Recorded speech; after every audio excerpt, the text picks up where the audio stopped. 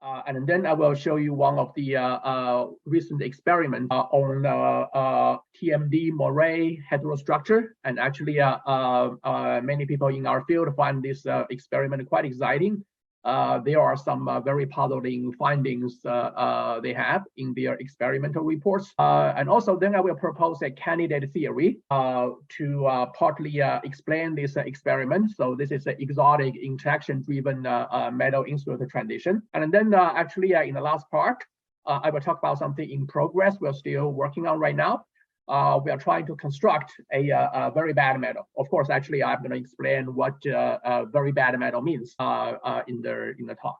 Okay, first of all, two-dimensional electric conductivity or resistivity is actually a universal quantity. No, sorry, it's a dimensionless quantity first of all, and because it's a dimensionless quantity, it can be quite universal. In the sense that it does not depend on, the ultraviolet or microscopic details. So the simplest example of this kind of universal behavior is the quantum Hall effect, either a fractional or integer quantum Hall effect. We know that the Hall conductivity is as the order of E squared over H, and there's a coefficient, can be an integer, can be a fraction, but actually what the quantization of the coefficient in front of E squared over H is going to be protected by the topology of the system. But it also realized that in any 2+1, not any, but actually in most of the 2+1 dimensional conformal field theories in condensed matter that correspond to quantum critical points, the electric conductivity or resistivity is actually also a universal quantity associated with this conformal field theory. So actually, they are part of the information that one can extract from the correlations of the conformal field theory. So actually, we have seen some of this in the previous talk as well. So actually, one can compute these universal numbers using many different methods. And actually, it has been computed a lot. Sorry? Just a quick comment. So sigma infinity, that's clearly universal, but sigma 0 is a bit subtle in CFTs, not so clear what that means. Well, I mean, normally sigma should be a universal function of omega over t. I mean, the limit omega over t goes to 0 is subtle, actually. It's not. Yeah, I understand. Yeah, so yeah, I will show examples where this actually becomes more subtle than the general. So maybe I should say that sigma x's function omega of t generally is a universal function, but I mean the DC limit is always kind of yeah. Okay, so I will talk about the DC later in more carefully.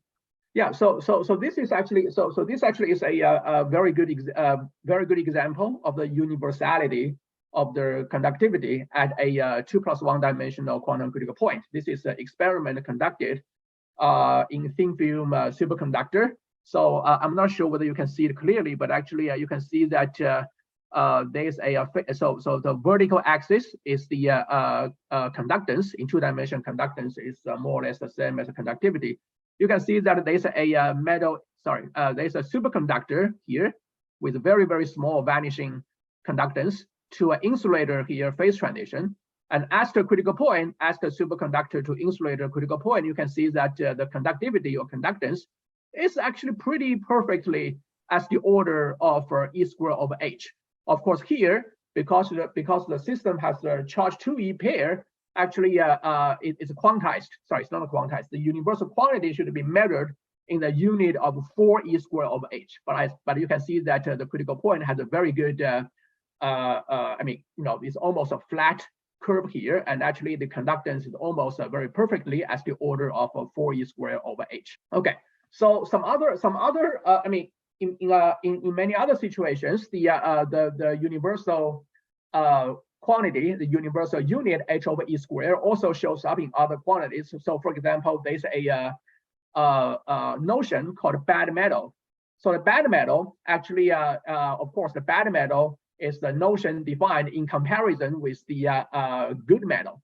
So in good metal, we can usually use like a quasi-particle picture. We can assume that there are electron-like quasi-particle in the system, and actually they scatter with impurities. So we can use this kind of a quasi-particle picture to compute the conductivity in a two-dimensional system, actually in any dimensional system. But suppose we do this in 2 dimensions, we can see that this is the very simple theory describing conductivity.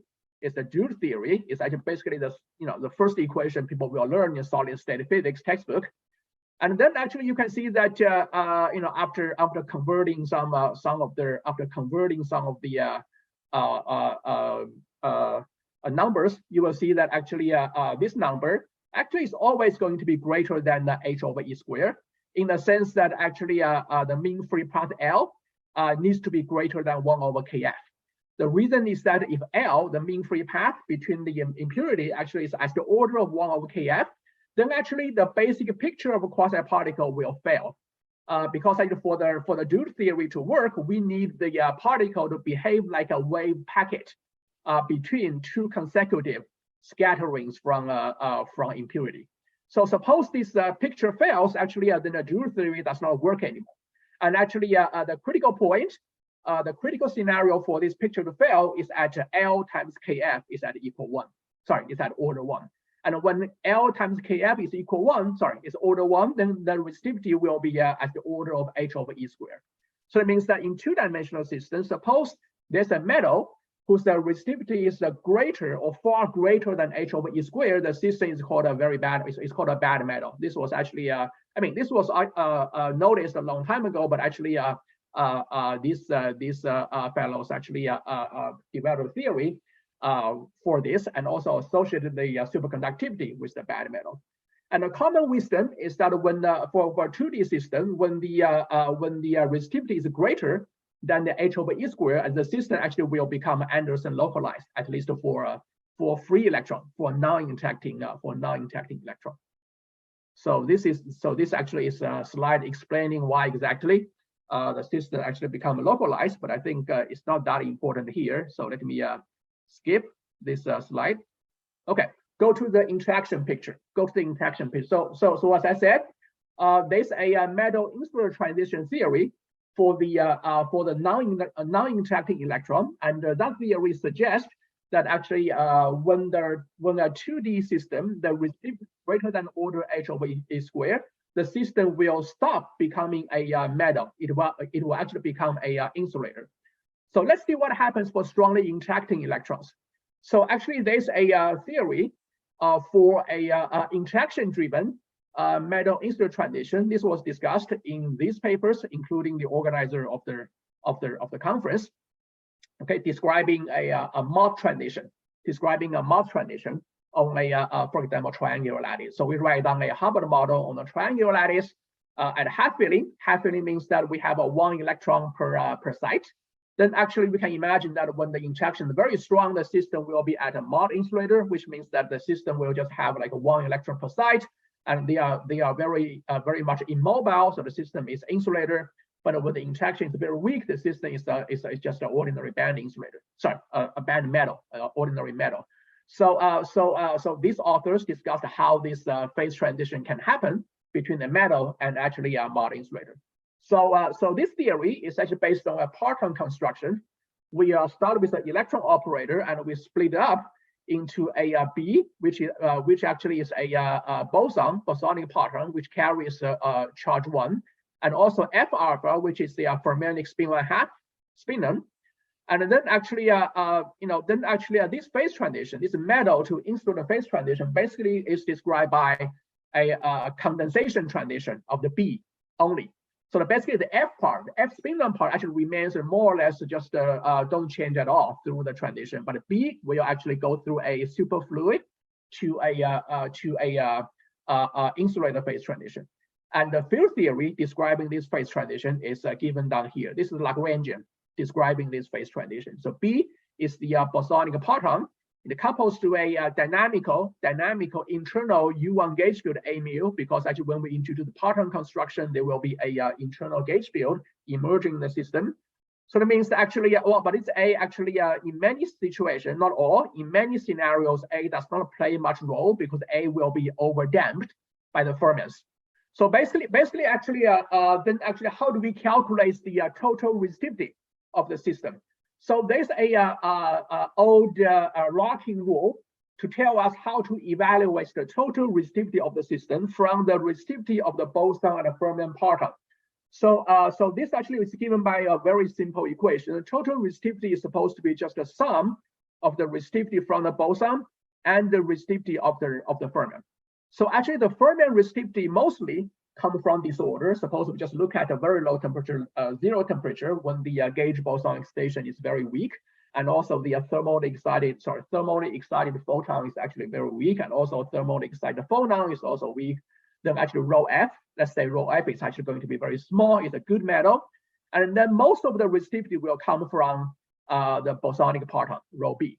So actually, so in AC limit, rho b actually will be just order h over e squared. It's actually very easy to evaluate. Sorry, it's not easy, but actually it's easier to evaluate than the DC limit.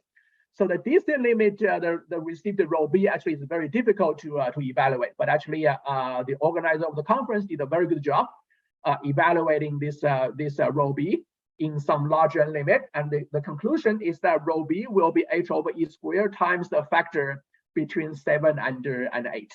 Well, of course, this is a larger limit calculation, but eventually we take n back to 1. So actually, there's a little bit uncontrolled there, but actually still, we can actually say that rho b may get an enhancement as the order of 7 or 8. As the metal-insulator transition driven by interaction. Okay, so this is the what we understood about interaction-driven metal-insulator transition. So now let's talk about the one experimental system, the Moray heterostructure. So Moray heterostructure is actually a very, very good two-dimensional system. The purely two-dimension means that actually it's not even like a stacked two-dimensional material, just one single layer of a two-dimensional system.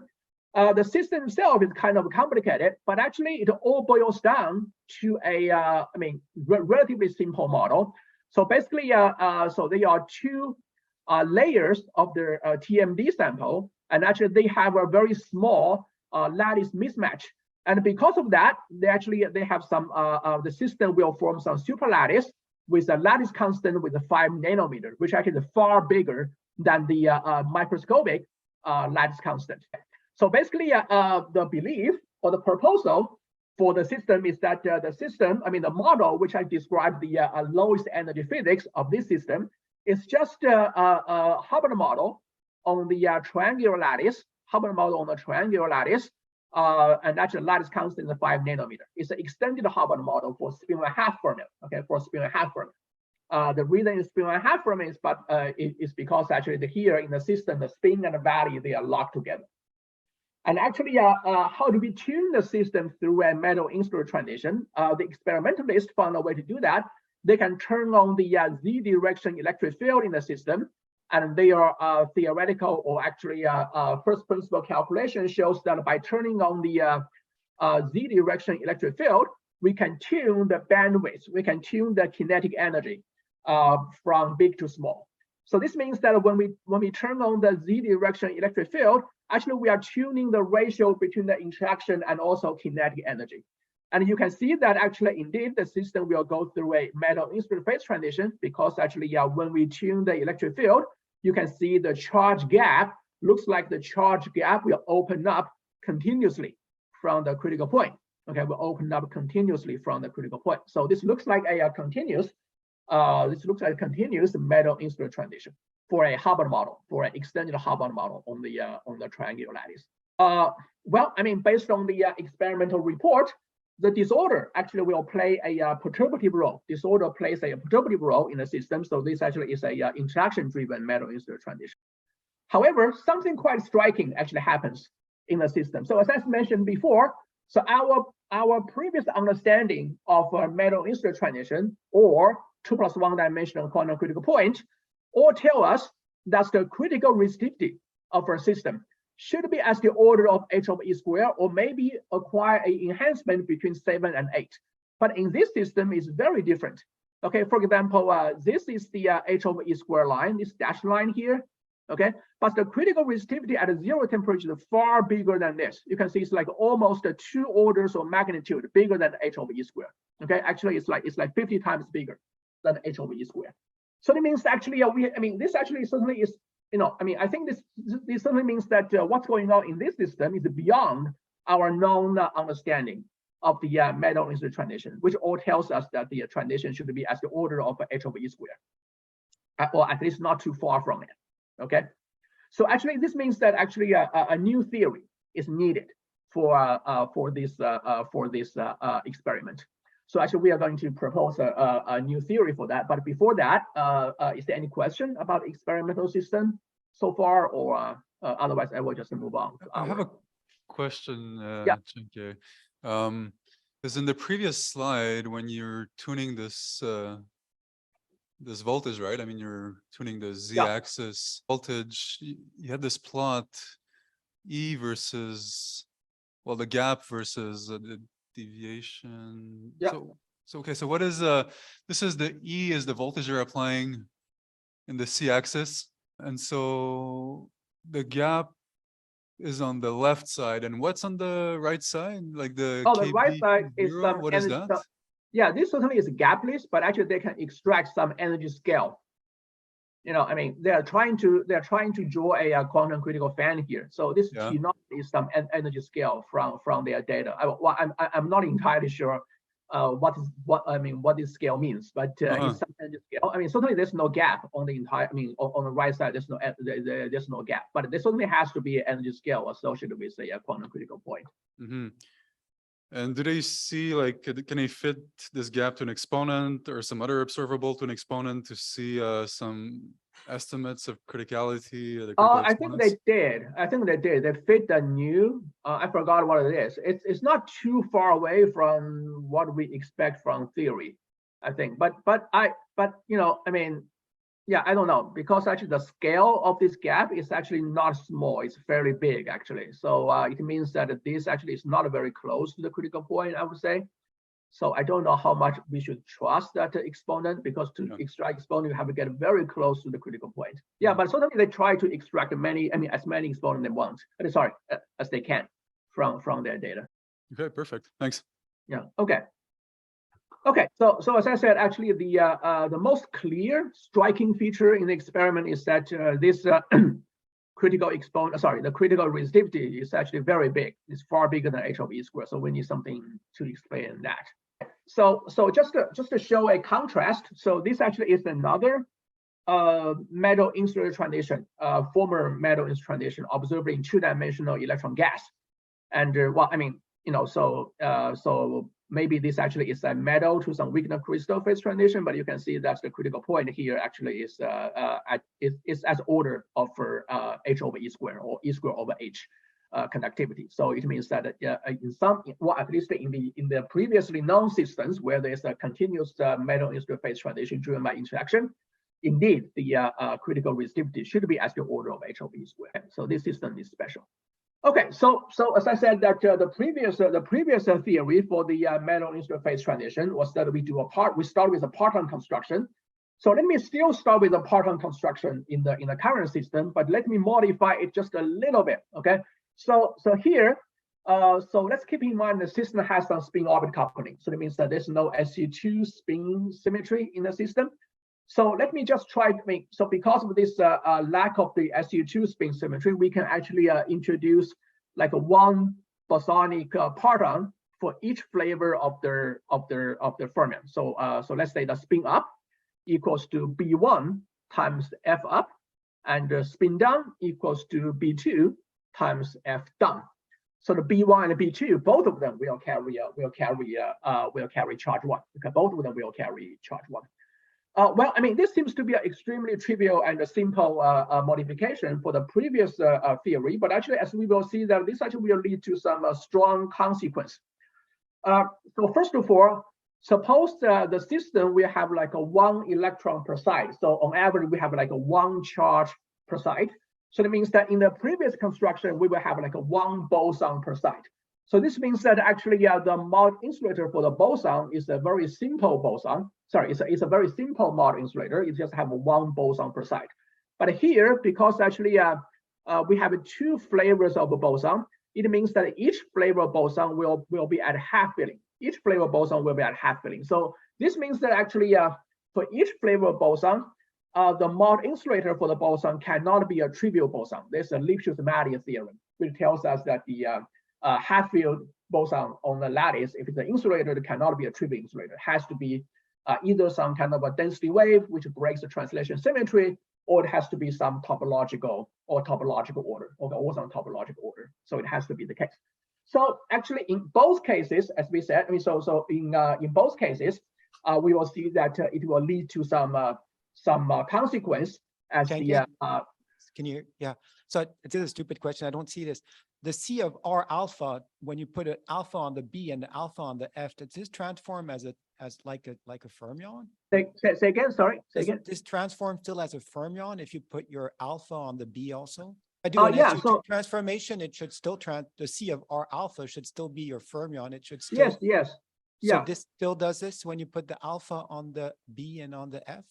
Yes, it's still a fermion. So basically, yeah, right. So it's just the C up equals to B1 times F up, and the B1 is a boson, F up is a fermion. So the whole thing. So when you do an SU2 transformation, the B does not transform. It's just the F that transforms. Well, I mean, so first of all, there's no SU2 anymore, because it's a general form for the fermion. Yes, right. General form for the fermion. Let's see. Yeah, right. So if you really want to do a SU2 transformation, then B will have to transform as well. Yeah. I mean, this pattern construction will break the SU2 symmetry, though. This pattern construction breaks. I understand. So I mean, this is because actually the system actually has spin-orbit coupling. So so actually we are allowed to do this. So suppose system has SU2 complete SU2 invariance, then this pattern construction would break the symmetry of the model. Yeah. Anyway, so as I was saying that suppose we introduce like a one flavor of parton boson for each side. Sorry, for each flavor, then actually each boson will be at half filling. Then actually the boson insulator will actually have to be a non-trivial insulator. It has to have either charge density wave or topological order. And in either case, we will see that the charge will have to fractionalize as the metal insulator phase transition. So let's take a simpler example. Simpler in the sense that actually analytically is simpler, but actually it may not be that natural in experimental system. Let's say that the B1 and B2, each flavor of the parton, bosonic parton, will form a Zn topological order, where n is the even number. So suppose the B1 forms a Zn topological order, then actually the charge carried by the B1 actually will fractionalize into anions, and every anion will carry charge E star equals to E over n. Okay, E star equals to E over n. Then this phase transition between the insulator and the metal, and in terms of the boson, is just a transition between the Zn topological order to a superfluid of the boson. Okay, so this phase transition is the 3D XY star phase transition. Actually, this XY star phase transition, actually this word emerged during the discussion before this talk. So this is the transition when we condense the anion from a topological order. And this anion carries charge E over n instead of E. Then this means that when we evaluate the resistivity as the critical point, we shouldn't really use H over E square as a unit. We should use H over E star square as a unit. And H over E star square actually will acquire a factor of n squared. Okay, will acquire a factor of n squared. So this actually is a very simple way to see why there could be a big enhancement. There could be a big enhancement of the critical resistivity in the system. And so the basic picture is that because actually the insulator actually has to be a non-trivial insulator. For example, it could be a topological order. Then the charge will fractionalize, and once the charge fractionalizes, actually the critical resistivity should be as the order of H over E star squared, which actually is much bigger than the original H over E star. H over E squared. This is one way to. This is one possibility which may happen. And another possibility is that actually the system, the insulator of the B1 and B2, they are some kind of a charge density wave, which actually breaks some translation symmetry. So now the transition in terms of the boson parton becomes the transition between the bosonic superfluid and some kind of a boson density wave phase transition. And the boson superfluid to boson density wave phase transition, this was studied long back by Burkhoff and Balance, and also Balance and Sachdev on different lattices. So basically, the easiest way to describe this phase transition is go to the dual picture. The dual picture will be that we describe system as a condensation of vortex. So now the insulator of the vortex becomes the superfluid of the proton boson, also becomes the metal of the system. And the condensation of the vortex becomes the insulator of the system, and also becomes the insulator of the electrons. So basically, in this system, because the boson, the bosonic parton in the Hart field, is guaranteed that the vortex will see multiple minimum. The vortex band structure will have multiple minimum in the system. So it means that we have a multiple component of vortex, okay, a multiple component of vortex. So this is the theory, the Lagrangian at the bottom is the theory describing this phase transition. The psi is the vortex field, okay, psi is the vortex field. They are multiple component of the vortex guaranteed by the half filling of the charge. And this capital A is the dual gauge field of the charge current, okay, dual gauge field of the current. So you can see that suppose I want to calculate the conductivity of the system, conductivity of system is given by the charge current correlation, and the charge current correlation is given by the AA correlation, and AA correlation will be suppressed by 1 over n here. Okay, when there's n here, I mean the AA correlation will be suppressed by a factor of 1 over n. So that means that in this situation, indeed, the resistivity will be as the order 1 over n, smaller than the conventional case, than the traditional case, which means that the resistivity will gain a factor of n. Okay, will acquire a factor of n because of the multi-component vortex, or in other words, because of the fractionalization of the charges. So you may wonder how big the n can be. Okay, how big the n can be. So this depends on the band structure of the vortex, and so basically we played with the band structure of the vortex with a half field boson on the lattice, and we see that n can be 4, can be 6, 12, and actually can be infinity, which means that there's a ring degeneracy. Okay, there could be a ring degeneracy in the vortex band structure, and the ring degeneracy of the vortex in the band structure will correspond to n goes to infinity. So that means actually this picture can give you a very big enhancement of the critical resistivity. And also we tried, as I said before, actually calculating DC transport is actually a lot more complex than calculating the AC transport. Indeed, so Mengxing, the postdoc at the KIDP, who is now a faculty at Utah, actually made a lot of effort trying to compute this DC resistivity, and this is the formula we evaluated how this DC resistivity scale with n. So indeed, actually, since n can be actually very large, can be as large as infinity. Actually, we can get a very big critical resistivity. So this is the basic picture of our theory. So basically, we have a metal, which is the superfluid phase of the parton, and we have insulator. By the way, the insulator is a spin liquid. Okay, because the F spin now actually still forms the Fermi surface, and then the vortex may have a multiple component. And at most can have a ring degeneracy, and then this will lead to a charge fractionalization, and the charge fractionalization will lead to a very large critical resistivity, which actually is going to give me which makes the critical point a very bad metal. Okay, which makes the critical point a bad metal phase with a factor of n. So we can also predict some other experimental consequence based on our charge fractionalization picture. So one very obvious experiment that one can try to propose is that obviously the system will have a very clear difference between the single particle gap and the charge gap.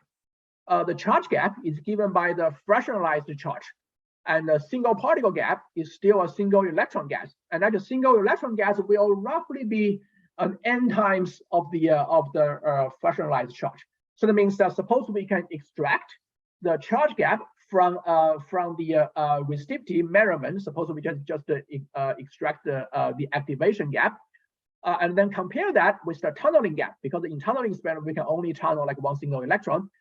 There should be a big difference, okay, between these two gaps. So this actually will be a signature. This will be a signature of the charge fractionalization around the critical point.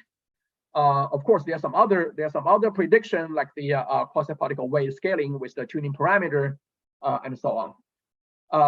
Yeah, so this is the some other. Well, I mean, there are many other things that one can predict. For example, the Wiedemann-Franz law violation, because now the charge carrier carries a much smaller charge than electron, but the charge carrier still carries some heat. Then the Wiedemann-Franz law will be strongly violated, in the system. So there are many things one can predict based on this charge fractionalization picture. Okay, so this is a summary for the MIT part of the talk. There are also some other related ideas and related works motivated partly by the current experiment. So, for example, actually our theory was based on the assumption that the metal-insulator phase transition in the system is indeed an interaction-driven, and also the disorder plays a perturbative role. But suppose this proposal is not correct. Okay, suppose the disorder plays a dominant role. Then actually there's another theory. There's another theory proposed here.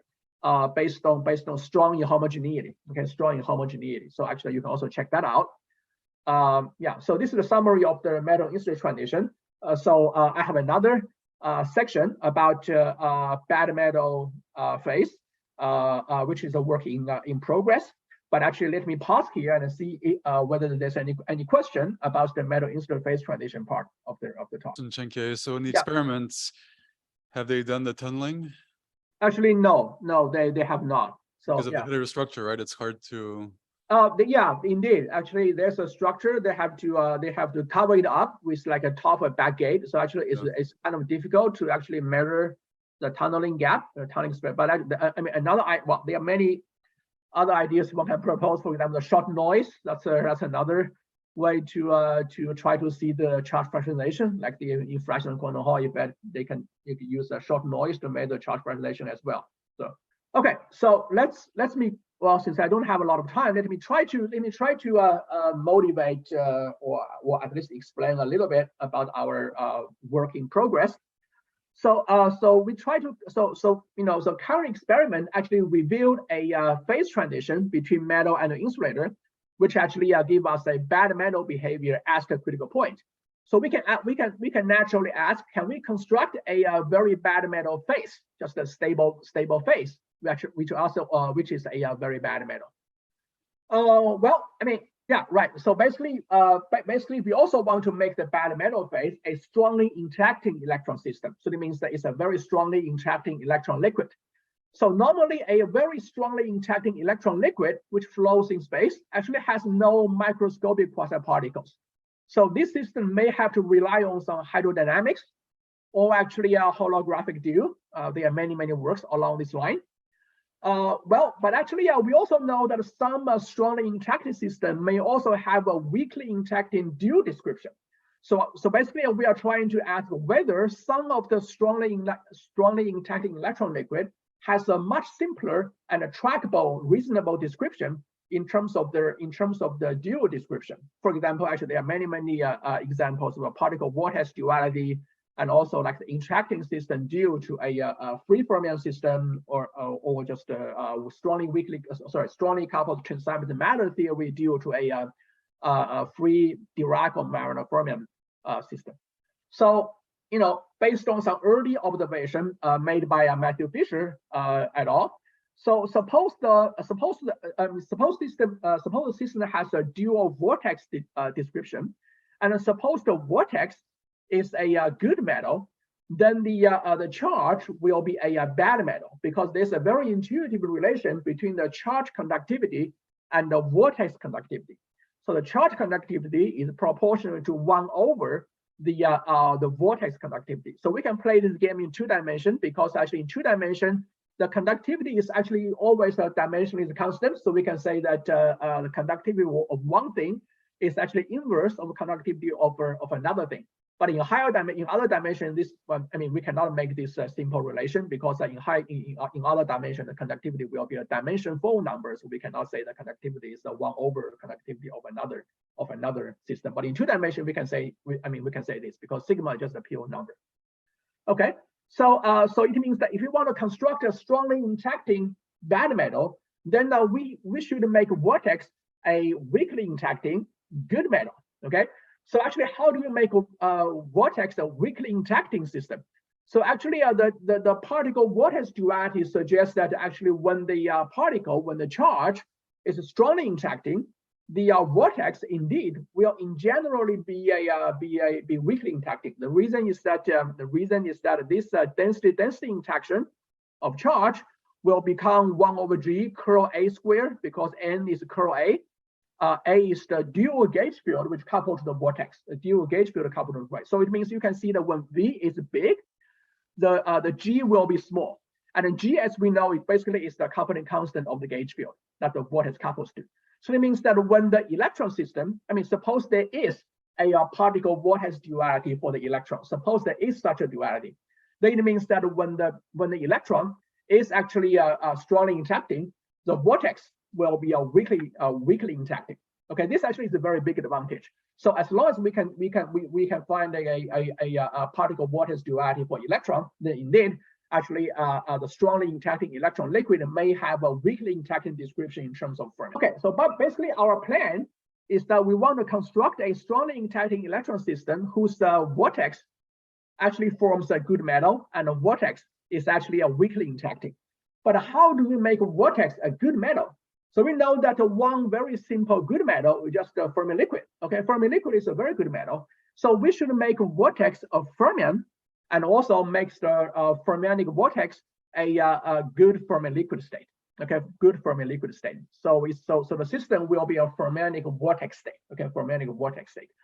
Well, of course, this is not the so we are not the first to think about the fermionic vortex. There are many other previous works actually have interpreted some state as the fermionic vortex liquid. So for example, the simplest or the most well-known example is at the half-field Landau level. So at the half-field Landau level, the composite fermion can be interpreted as the vortex of charge, and the composite fermion actually is can be weakly interacting, and it can be a good metal as well. However, in that system, the charge resistivity actually will be small instead of big. So the system actually will not be a bad metal in our definition. The reason is that at half-field Landau level, there's a transverse conductivity as well. So because of the transverse conductivity, if you inverse the entire conductivity tensor, you will still get a small resistivity rather than a big resistivity. So that means that our goal would be that we want to construct a strongly interacting electron bad metal as a good metal of vortices, and there's no transverse transport at all. Okay, so this actually will give us a bad metal of the electron liquid. So this means that in our construction we will need some discrete symmetries like reflection and time inversal to remove the transverse transport. So how do we do that? So again, let's try to start with a very standard slave rotor formalism for the electron. So this actually is a slave rotor introduced long back when people study like the TJ model or Harvard model for the cuprates. So basically, we introduce like a 2 component of the bosonic parton Z1 and Z2. So Z1 will carry charge 1, and Z2 will carry charge -1, and still F up and F down actually will be the spin down, the same spin down as before. So actually, yeah. So I probably don't have a lot of time, so I will not explain way too much of the parton construction. But let me say that this parton construction can actually at most host SU2 charge symmetry SU2 spin symmetry and also SU2 gauge transformation. But actually here for our purpose, we can just break all the symmetry down to U1. It doesn't really affect our conclusion. So this state again allows us to construct a lot of strongly interacting electron states using the mean field state of F and also Z. So for example, suppose that Z1 and Z2 are in a very simple mod insulator phase. For example, Z1 is in a mod insulator phase with a 0 rotor number, and Z2 is in the same insulator phase with 0 rotor number, and F is still in a Fermi surface state. Then the system becomes the mod insulator with a Fermi with a spin liquid as well. Okay, but actually now our state of matter, so our understanding of a state of matter has been very, very broadly expanded in the last 10 years due to the study of the bosonic symmetry protein topological state. So that means that we can try to explore many other states of electrons by designing different states of the Z1 and Z2. By designing different states of Z1 and Z2, we can actually design a lot more states of the electron. So let's try one state, okay?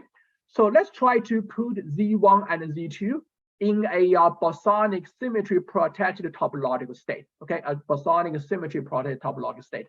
So So basically, there's a Chern-Simons description of this bosonic symmetry protected topological state for Z1 and Z2. It's also described by a mutual Chern-Simons term, okay, the A2-1 and A2-2. This is the description for this bosonic symmetry protected topological state. So the bosonic symmetry protected topological state is gapped and non-degenerate, so we can safely integrate out all the boson. We can safely integrate out all the Z1 and Z2 boson, and we will get this state. Okay, we will get this effective response Lagrangian involving little a, which is the internal gauge field shared by Z and F, and the external electromagnetic field AE. So the key term here is the second term. The second term is the key term here. So there's a mutual Chern-Simons term between the little a, which is the dynamical gauge field, and also the capital A, which is the which is the external electromagnetic field. So this term comes from the response, comes from the physics of the bosonic symmetry protected topological state of the Z1 and Z2. And this term actually changes the physics drastically. Okay, this term changes the physics drastically. So this means that actually the gauge flux of the little a will carry charge 4e. Okay, because of this term, the gauge flux of little a will carry charge 4e. Okay, so this means that actually this formalism basically makes the internal dynamical gauge field A the dual of charge. Okay, dual of charge. So this also makes the F. Okay, F also couples to little a. Okay, F also couples to little a. So this formalism also makes the spin-on F the vortex of charge. Okay, so because Z1 and Z2 are in certain kind of bosonic SPD state, now this bosonic state will make F the charge vortex automatically.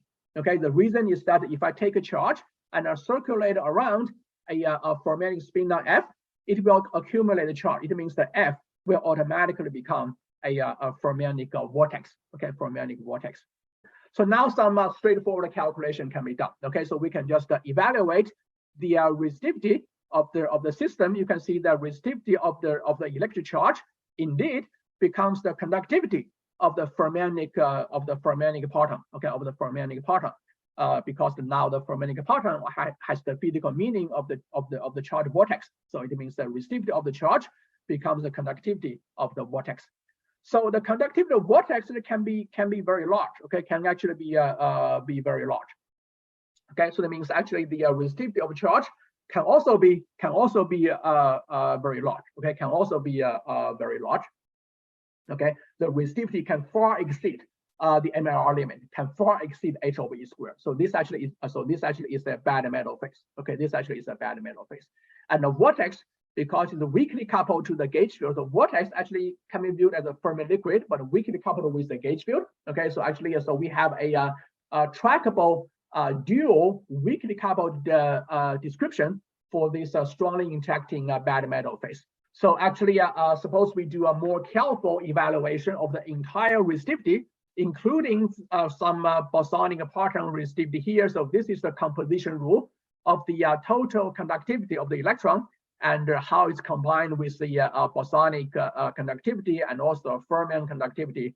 Okay, this is the combination rule, and actually, suppose we assume the boson conductivity has the activation behavior, then this is the plot. Okay, this is the plot of the resistivity of charge versus temperature. As you can see that this is measured in the as a unit of h over e squared. You can see that it can far exceed h over e squared, can be very, very large.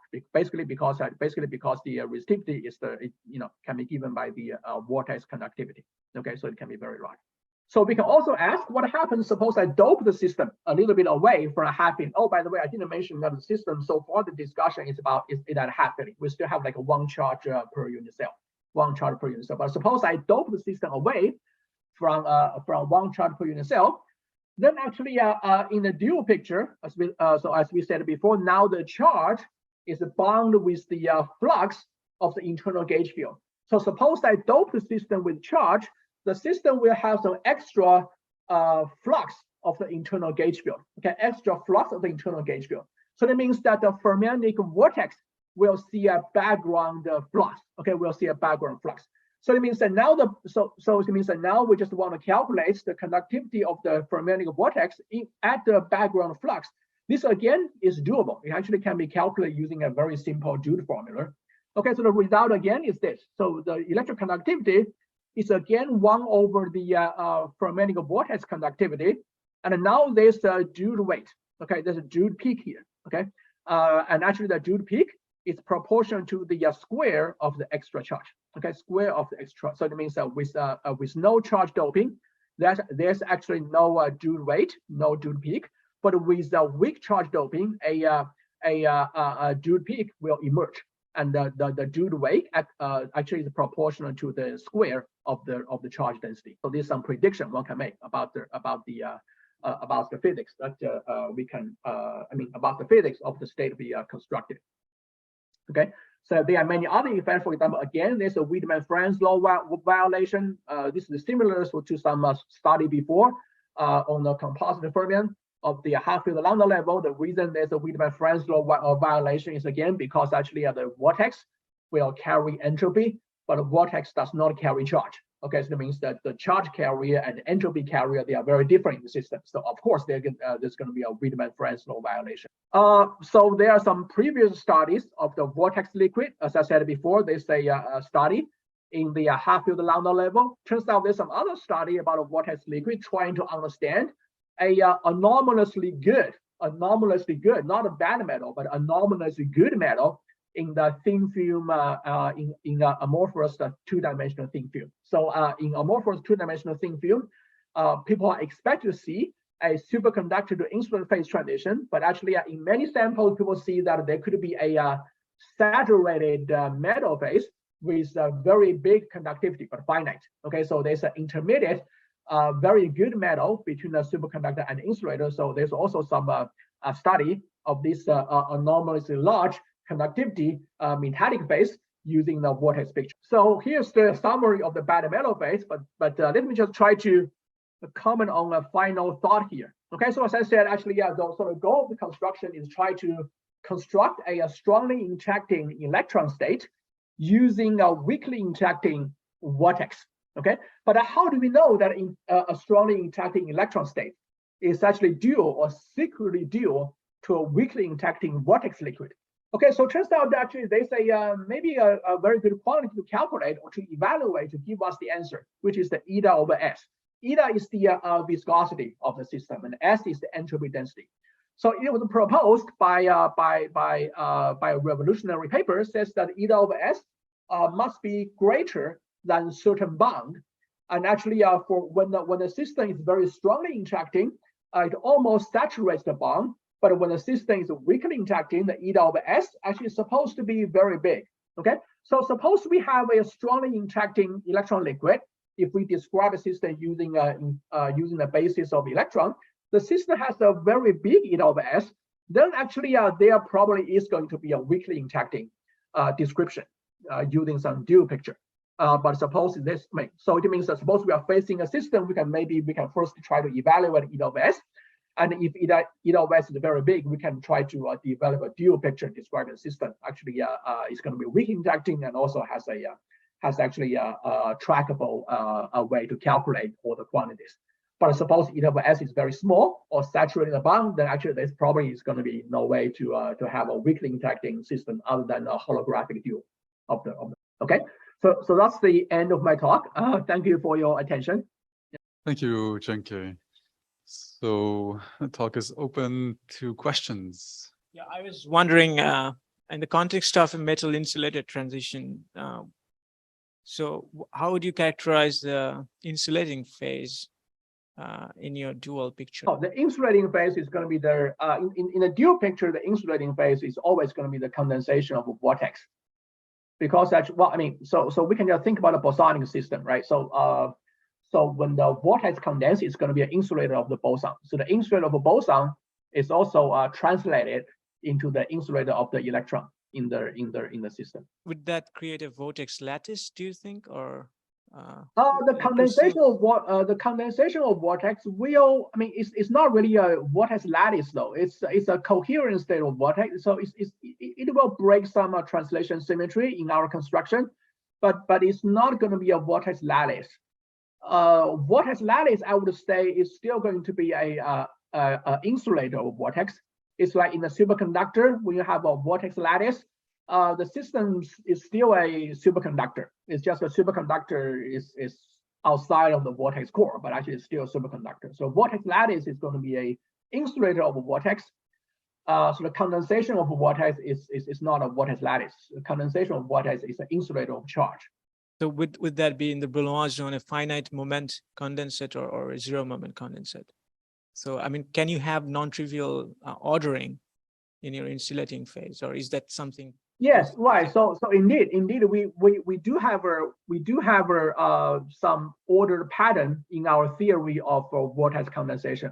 So I didn't show the pattern, but indeed, the vortex condensation in our metal-insulator transition story will break some translation symmetry. There's some crystal kind of a pattern, but I didn't have a picture to show that. Yeah, but the picture is in our paper. So yeah, right. I don't think it's a very good question, but let me try anyways. So you have a sort of quantum critical fan, right? In the experiment you showed. Right. So the claim would be that in all this quantum critical fan, the resistivity should be enormously large. That's a very good question actually. But actually the answer is I don't. And so is that compatible with the experiment or not? Yeah. So let me. Yeah, this is an extremely good question, but actually the answer is no. It's not going to be large. It's not going to be large in the entire band. So let me just to show this example. Okay. So for example, this is the ZN. This is like a simplest theoretical example. So at zero temperature, the charge will fractionalize, which gives you a very big resistivity. But at a finite temperature, we know very well that the gauge field will confine, right? So that means that at finite temperature, you will see like just a one. You will see like the confined fraction of the charge. So at a high temperature, the charge carrier will still be charge E, not charge E over N. Okay. So that means that there's going to be a crossover from large resistivity at a zero temperature to small resistivity at a finite temperature. Okay.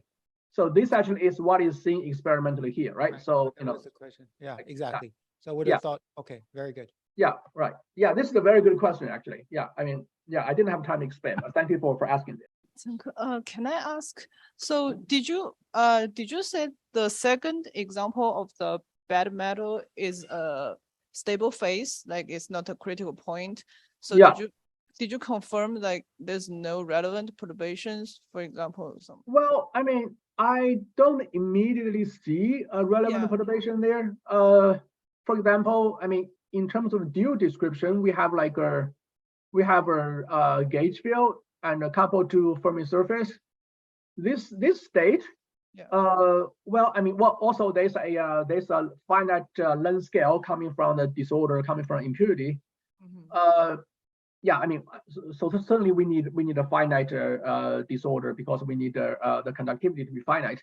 Mm-hmm. But then actually this system, Well, I mean, suppose we don't have disorder at all, then there's a question of whether the gauge field will destabilize the Fermi surface or not. Yes. So this is a well, I mean, I don't think it's a well understood question, but actually with disorder, we can say that the gauge coupling does not flow too very strong. Suppose I start with like a weak gauge coupling, the UV coupling is weak, then the RG flow will be cut off by the disorder mean free path. Then actually, I don't see a chance for the gauge coupling to flow to very strong.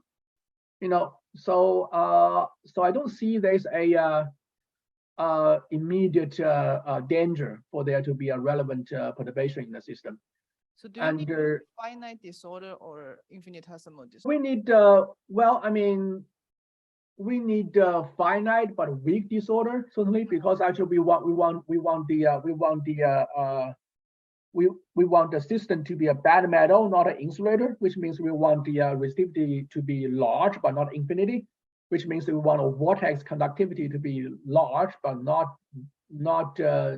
infinity. So that means that we need the weak but not zero disorder. Right. I think it's safe to say. That if we start with a weak gauge coupling, it's not going to be renormalized to be strong as the scale determined by the mean free path of the. So at least there's a window of parameter that we can make this a stable phase. There's a window parameter that we can make the system a stable phase. Yeah. So when disorder is large enough, it's the localized phase or not? Well, I mean, that's a good question. So certainly when disorder is very strong, I mean, I don't think this system is very well understood. So we have like a extremely, so strongly interacting disorder system. Sorry, when a system has a very strong disorder and very strong and also interaction, this system is very hard to understand. Yes. You know, that's why we try to focus on the situation where the vortex see a weak disorder and the vortex see a weak interaction. So this is where we can do our theory. But if one of the parameters, like the strength of disorder and the strength of a gauge coupling is strong, when one of them is strong, actually then our understanding kind of break down. But probably when disorder is very strong, the vortex actually may have some localization going on. But we haven't thought too much about it because that depends on the symmetry of the system, you know, what kind of a symmetry class the vortex belongs to. This is it's a complicated question. Hi, great talk. Sorry if it's a stupid question, but you know, there are other phases you can get, right? So what happens if you condense pairs of vortices instead? So does that? In which setup? Since actually I have two stories here. So let's say both. I mean, in the very bad metal case, and then so normally actually, yeah. So for example, so let's look at this slide, right? So this is Zn topological order. If you try to interpret the Zn topological order in terms of vortex, it's going to be condensation of the n body bound state of the vortex. So condensing a pair of vortex will drive into a Z2 topological order. So this Zn topological order is interpreted as a condensation of an n body bound state of the vortex. So condensation of the pair of vortex usually drive the system into a Z2 topological order. The reason is that a vortex coupled to a dual U1 gauge field, and when you condense a pair of the vortex, it will break the dual U1 gauge field to a Z2 gauge field. in the very bad metal case, and It's similar, I would say, yeah, it's similar. So basically, yeah, it's going to be, let's see. Basically here, the vortex is going to be a fermion, and if we condense a pair of the fermion, it's going to drive the system into a, it's a superconductor of the fermion, sorry, the superconductor of vortex, so it's going to be an insulator of the charge. So it's going to be an insulator of the charge with some Z2 topological.